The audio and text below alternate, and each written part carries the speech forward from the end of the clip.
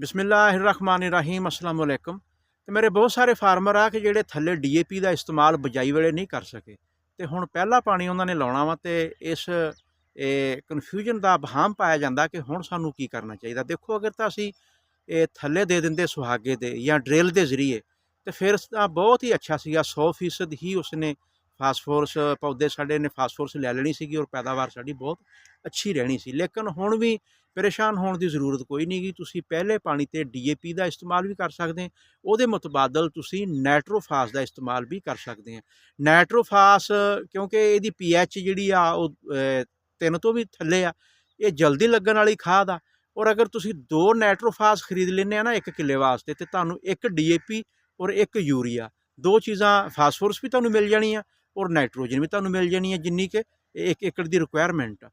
ਤੇ ਪਹਿਲਾ ਤਾਂ ਤਰੀਕਾ ਇਹ ਹੋ ਗਿਆ ਕਿ ਤੁਸੀਂ 2 ਬੋਰੀ ਨਾਈਟ੍ਰੋਫਾਸ ਇਸਤੇਮਾਲ ਕਰ ਲਓ। ਦੂਸਰਾ ਇਹ ਆ ਕਿ ਅਗਰ ਤੁਸੀਂ ਡੀਏਪੀ ਹੀ ਇਸਤੇਮਾਲ ਕਰਨੀ ਹੈ ਫਿਰ ਤੁਸੀਂ ਉਹਨੂੰ ਫਲੱਡ ਕਰ ਦਿਓ ਡਰਮ ਦੇ ਜ਼ਰੀਏ।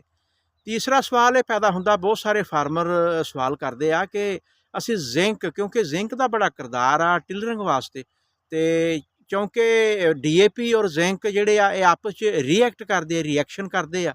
ਤੇ ਇਹ ਅਭਾਵ ਵੀ ਅੱਜ ਅਸੀਂ ਦੂਰ ਕਰਾਂਗੇ ਕਿ ਬਿਲਕੁਲ ਤੁਸੀਂ ਬਿਲਾ ਝਿਜਕ ਜ਼ਿੰਕ ਦਾ ਇਸਤੇਮਾਲ ਕਰ ਸਕਦੇ ਆ। ਐਂਗਰੋ ਕੰਪਨੀ ਨੇ ਜ਼ਬਰਦਸਤ ਯੂਰੀਆ ਦੇ ਨਾਂ ਤੋਂ ਯੂਰੀਆ ਤਸ਼ਕੀਲ ਦਿੱਤਾ ਹੋਇਆ ਵਾ, ਤੁਸੀਂ ਉਹ ਬਾਸਾਨੀ ਅਵੇਲੇਬਲ ਵੀ ਆ। ਜਦਕਿ ਆਮ ਯੂਰੀਆ ਸਾਡਾ ਜਿਹੜਾ ਜਨਰਲ ਯੂਰੀਆ ਸਾਨੂੰ ਬਾਜ਼ਾਰ 'ਚੋਂ ਮਿਲ ਵੀ ਨਹੀਂ ਰਿਹਾ ਤੇ ਰੇਟ ਦਾ ਵੀ ਕਿਉਂਕਿ ਐਵੇਂ ਥੋੜ੍ਹਾ ਹੀ 500-400 ਰੁਪਏ ਦਾ ਫਰਕ ਆ। ਤੁਸੀਂ ਜ਼ਬਰਦਸਤ ਯੂਰੀਆ ਜਿਹੜਾ ਨਾ ਇਹ ਪਹਿਲੇ ਪਾਣੀ ਦੇ ਤੁਸੀਂ ਡੀਏਪੀ ਜਾਂ ਨਾਈਟ੍ਰੋਫਾਸ ਦੋਨਾਂ 'ਚ ਜਿਹੜੀ ਵੀ ਇਸਤੇਮਾਲ ਕਰ ਲਈ, ਮੁੜ ਕੇ ਇਸ ਤਰ੍ਹਾਂ ਜਿੱਦਾਂ ਇਹ ਹੁਣ ਖੇਤ ਆ, ਅੱਜ ਇਹਨੂੰ ਤੀਸਰਾ ਦਿਨ ਪਾਣੀ ਲੱਗਿਆ ਹੋਇਆ, ਇਹਨੂੰ ਤਾਂ ਹਲਕਾ ਹਲਕਾ ਗੱਪਸ਼ੱਟ ਜੀ ਹੈ। ਤੇ ਤੁਸੀਂ ਇਹਨੂੰ 72 ਘੰਟੇ ਤੋਂ ਬਾਅਦ ਜਾਂ 4-5 ਦਿਨ ਗੁਜ਼ਰਨ ਤੋਂ ਬਾਅਦ ਆਪਦੇ ਰਕਬੇ ਦੀ ਨੋਈਅਤ ਦੇ ਮੁਤਾਬਕ ਜ਼ਬਰਦਸਤ ਯੂਰੀਆ ਦਾ ਫੀ ਏਕੜ 1 ਬੋਰੀ ਤੁਸੀਂ 1 ਕਿੱਲੇ ਦੇ ਵਿੱਚ ਛੱਟਾ ਕਰ ਦਿਓ।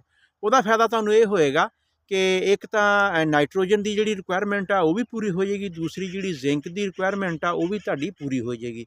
ਤੇ ਜਿਹੜਾ ਇਹ ਡਰ ਆ ਨਾ ਕਿ ਡੀਏਪੀ ਔਰ ਜ਼ਿੰਕ ਰਿਐਕਟ ਕਰਦੇ ਆ, ਇਹ ਬਿਲਕੁਲ ਨਹੀਂ। ਜਿਹੜਾ ਜ਼ਬਰਦਸਤ ਯੂਰੀਆ ਦੇ ਵਿੱਚ ਜ਼ਿੰਕ ਆ ਇਹ ਬਿਲਕੁਲ ਬਾਇਓ ਐਕਟਿਵ ਜ਼ਿੰਕ ਆ, ਇਹ ਕਿਸੇ ਕਿਸਮ ਦਾ ਰਿਐਕਟ ਨਹੀਂ ਕਰਦਾ।